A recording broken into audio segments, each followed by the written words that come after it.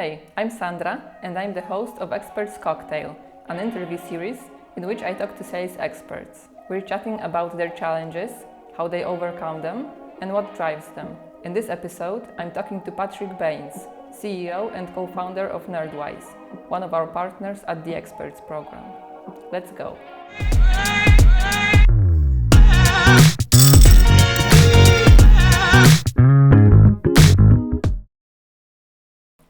Okay, so I wanted to talk to you about your journey as an entrepreneur, really.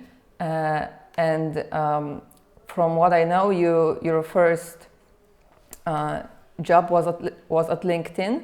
And if you can kind of talk about that about your professional background a bit, what was it like going fresh of college into LinkedIn?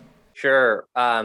Well, the year was 2007, and at the time, going into work for a startup wasn't really a common thing to do.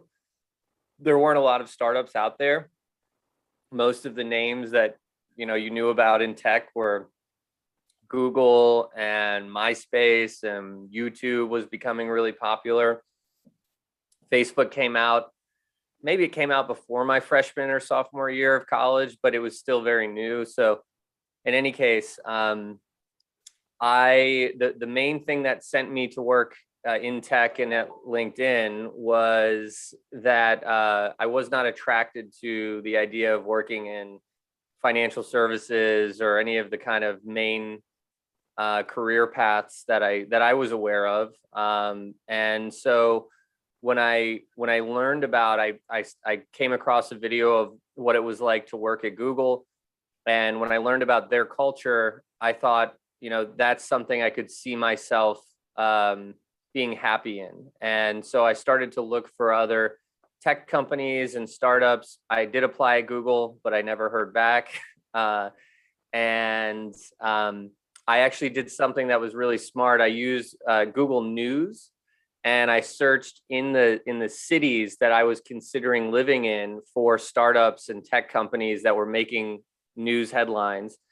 And I found one called LinkedIn. It had just opened a customer service office and had a contact email for who to reach out to. LinkedIn was nothing at the time. It wasn't a big business. There was maybe 7 or 8 million members, which is a lot, but it didn't, I didn't know what it was. I didn't have a profile, I don't think, when I applied to work at the company. So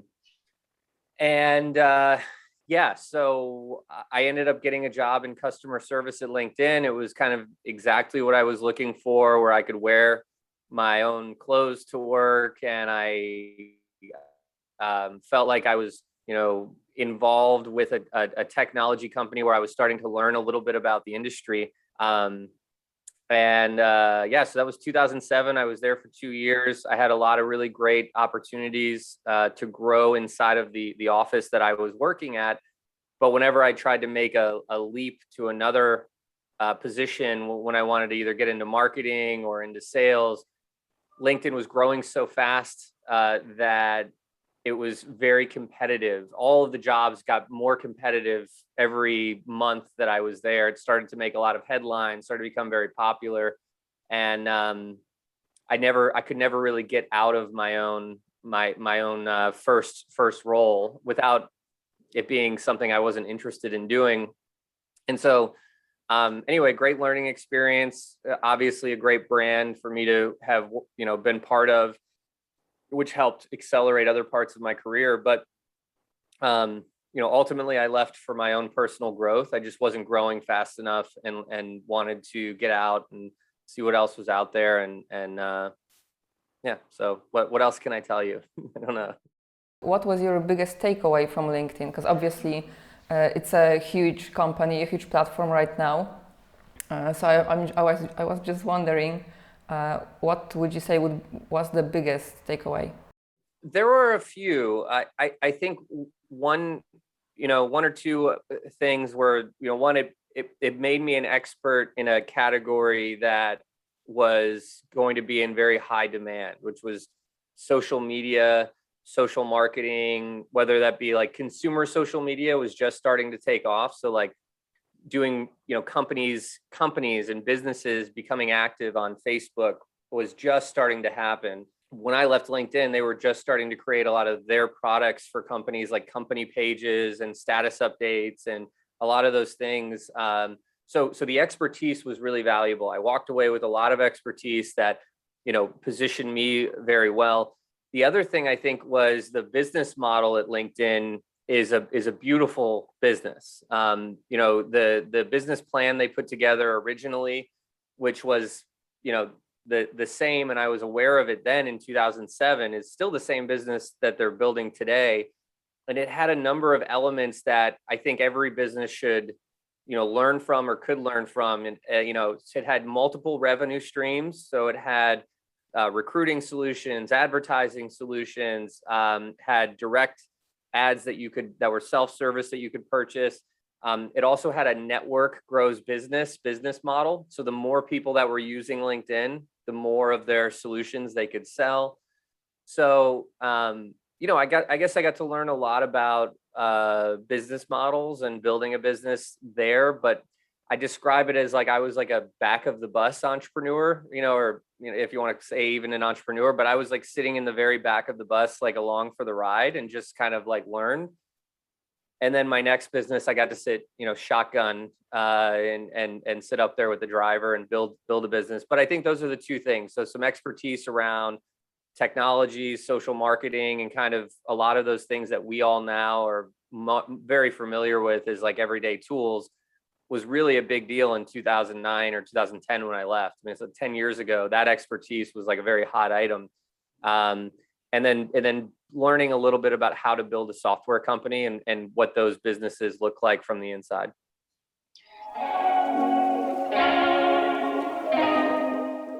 You said you left to pursue your own growth. Why did you start your own company though? Why not work for someone else in an environment that's, that's more promoting towards growth? Well, I mean, I think I would have been happy in either, but I've been when I was a young child, I saw one of my uncles had his own business, and he had not just a lifestyle, but a lot of things that I saw him do, I just knew were available because I saw him. I saw him have his own schedule, and he did very well financially, and and I only knew of a few careers from my family and friends growing up, but that was one that always stood out to me. And so I thought, one day I want to own my own business. I want to have my own company. I want to create jobs, right? I want to be building something. And so I knew that even as a kid. And then when I went off and even got that first job at LinkedIn, it was thinking, I want to work for a startup because that gets me a little closer towards owning my own business. And when I left, I didn't really know what I was going to do, but I was thinking, well, maybe I'll start my own company and I'll figure that out. And, I took kind of a leap of faith. It turns out that some other person had just left LinkedIn to start a company, and we were connected. And then I ended up finding that growth opportunity. And actually, when we first connected, I was hired as a contractor, and I was working 20 hours a week. And after about 2 months, he said, do you want to move up to Philadelphia, be my co-founder, own part of the business, made me an offer. And again, I said, well, this aligns with where I want to be eventually. And it's kind of like a learning and growth opportunity, but without all the risk, because it's not my money that's going into this. And it was with someone who was much older than I was, and had more experience, and was, had a wife and kids, and was very serious about the whole venture. So I ended up finding that growth opportunity in a co-founder role. And it was really kind of that perfect next step for me career-wise, in terms of being able to learn and get, again, out of the back seat into the front seat and start to get more hands-on building a business. And what was the experience of becoming a co-founder like? I mean, obviously it must have been easier because you had an experienced partner, but do you think it was easier because you kind of grown up watching your uncle running his own business? I don't think it's ever easy, or at least it should never be easy. Some people get lucky and maybe it is easier for some more than others, but the times when it was easy is when I wasn't learning much and when I was complacent, and the times when it was hard or when I was having the most fun and I was learning the most. And so I don't know. I think not every business needs a co-founder, but if you have one, or if you're thinking about having a co-founder, it should be about balancing strengths and weaknesses. So if you're not good at sales, you should have a co-founder that's good at sales. Or if you're not product oriented and know how to build digital products, well, you're going to want maybe some of that in-house. But and even that is changing a lot as technology has changed in the last 10 years, where now there's more development shops out there, there's more resources, so you can counter your strengths and weaknesses in different ways. There's more access to talent now through the internet and through sites like Upwork and LinkedIn, even, where you can find people. And so I think even if you're a co-founder who can't handle a lot of pressure, bring on a co-founder that can handle some of that pressure. If you're not great if you're more introverted, find someone who's a little maybe more extroverted. Whatever it may be, I think that's what's important when you look at co-founders, is who can really help balance you out. It also can be a very lonely journey. There's a lot of things that, even if it's just getting them off your chest, or sharing the experience with somebody else, or having someone who's on the same page as you and understands what you're going through, it can do a lot for your mental health. And one of the biggest things in building a business is commitment and dedication to it, and kind of going through the time. Like, it takes a long time to get these things going. And so it can get very lonely during that journey. So anyway, there's a lot of different reasons you might consider, having a co-founder, but I think there's also a lot of value in it, under the right context. So I don't know if that answers your question, but it's definitely a dynamic relationship. Yeah, it answers my question. And your first company was People Links, right? Yeah. And when you moved on to Nerdwise, did you face any new challenges that you didn't expect? Because you've kind of had what I'm guessing was a similar experience of kind of running a business. And was it similar, or was it in some ways different and challenging as well? I made a lot of the mistakes that I hadn't made yet. Right. So like, I can go into them in detail, but I was too product focused, not enough kind of problem or market focused. I had found a way to do some things that I thought were really interesting and that the market would find valuable. But in any case, I had to learn a lot of lessons the hard way. Things around pricing, business model, even sales. I never had to really sell much at my last company. I was the customer success relationship management guy. I ran partnerships. I had a bunch of different roles, but I ultimately wasn't a salesperson. I also didn't do a lot of lead generation in my last business. We had a lot of those things were taken care of. We raised a lot of money from outside investors. We had kind of a rocket ship of a business where a lot of attention was just coming to us. I learned a lot of things at People Links, but I think the one thing that actually helped me get to the next level, from like sitting in the front seat to the driver's seat, was the confidence that I could do it, and understanding that I don't need to have all the answers, that I can figure it out as I go, that if you choose the wrong brand name, you can rebrand. If you choose the wrong customer market, you can change customers. If you've got the wrong product, you can change your product or add another product, right? And so I learned a lot, that at least I had the confidence, and I didn't have all the skills I needed, but I developed them over time. But sometimes you just need the confidence. Where did this confidence come from? Because I can imagine it must be very difficult to keep believing in yourself that you can do it.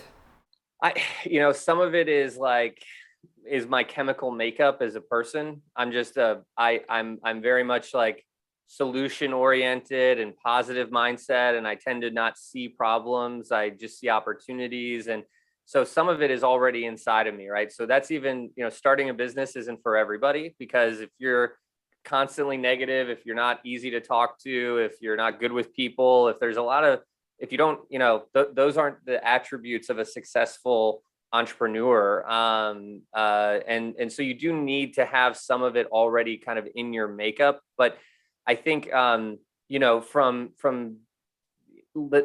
did learn a lot at People Inc. And a lot of those learnings, gave me the confidence. So, I mean, I think, even seeing I got to learn firsthand what a great customer experience and does for a business, what a great, having great relationships with your customers can do for your business. We were the very best at customer relationships and customer success and making our customers, feel good and have a great experience working with us.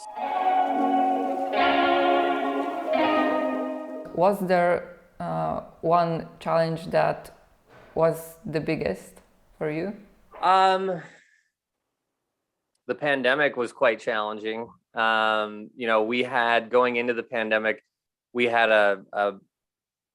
about 300 customers that were local businesses and franchises, and we had to make a pivot to focusing on, and we had some sales teams that we were supporting, but we had to make a big pivot and focus more on sales teams than on these, small local businesses where the owner was the salesperson.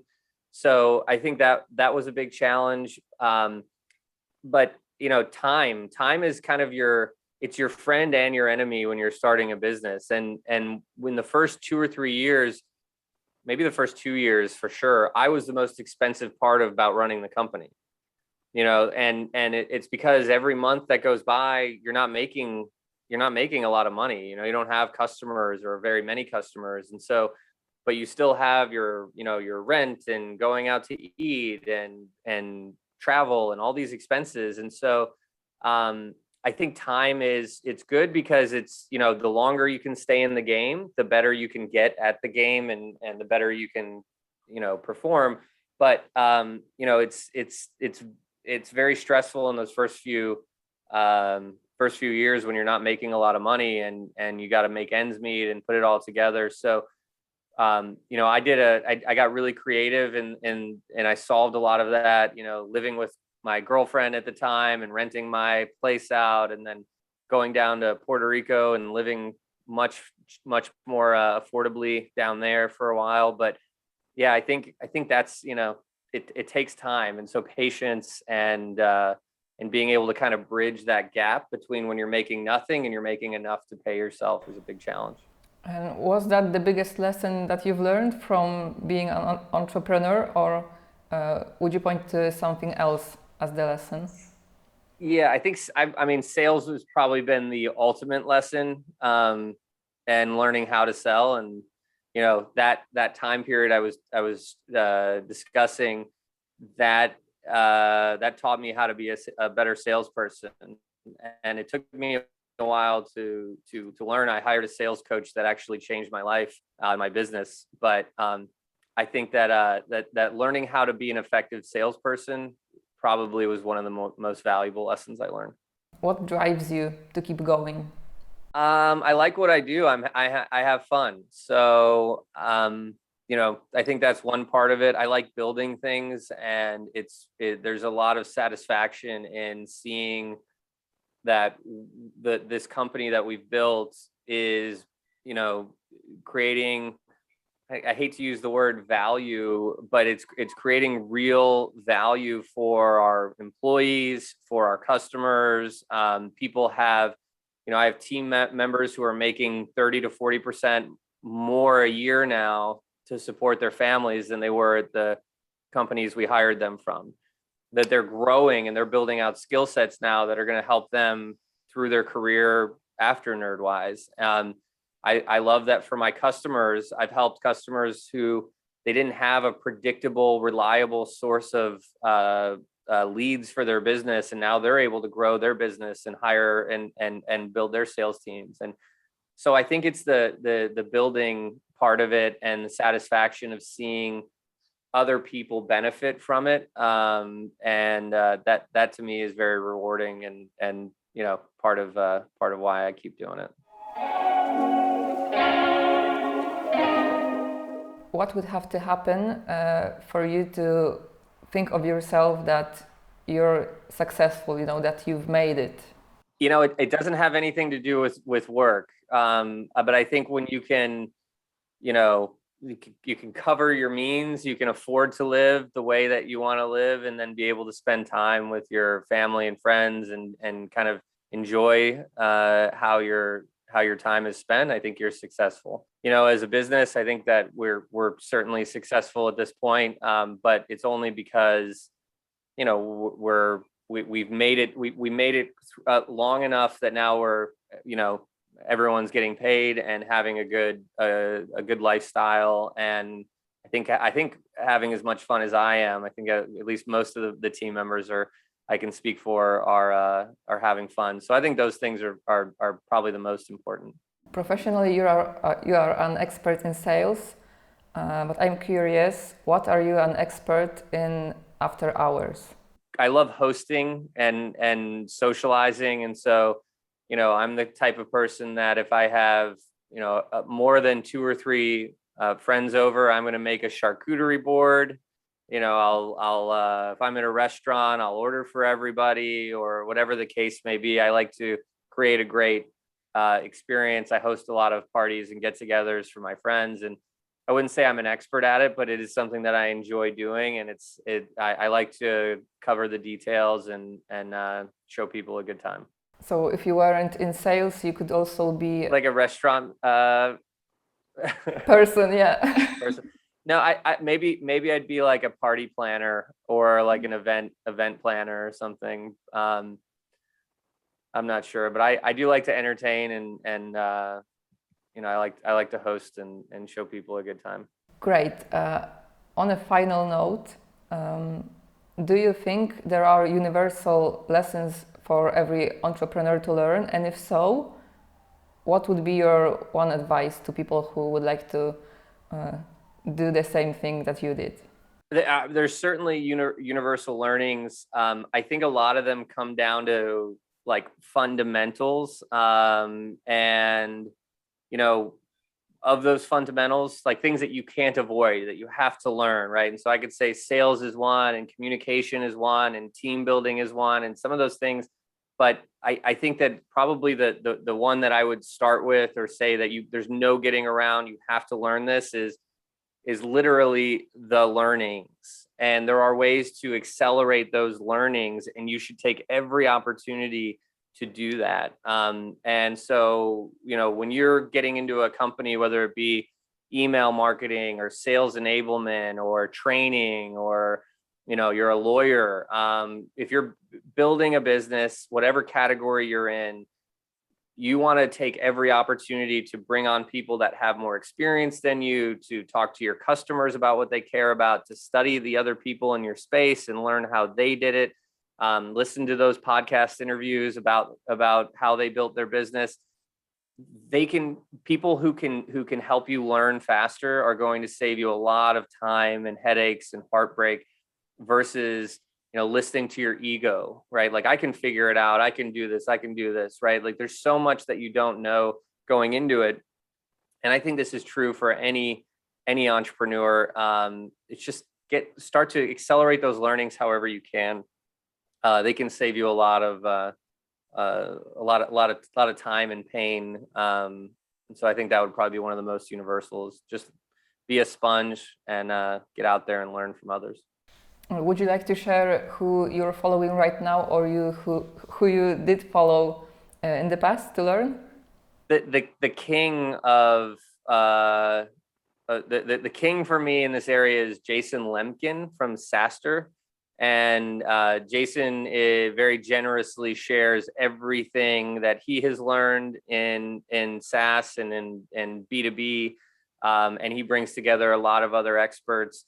And a lot of them carry into other industries. A lot of those learnings, I think SaaS is just sort of at the forefront of really innovating on customer experience and success and sales. And so there's a lot of great learnings there that apply to any business. But I would say Jason Lemkin from SaaStr is probably the best. He's your number one. Yeah, I'd have to give him my number one spot. Okay, awesome. Thank you for coming to talk to me and having drinks with me. And it was a pleasure talking to you. Thanks, Andrew. No, I appreciate it. And thanks for the time and the conversation. Yeah, I appreciate it as well.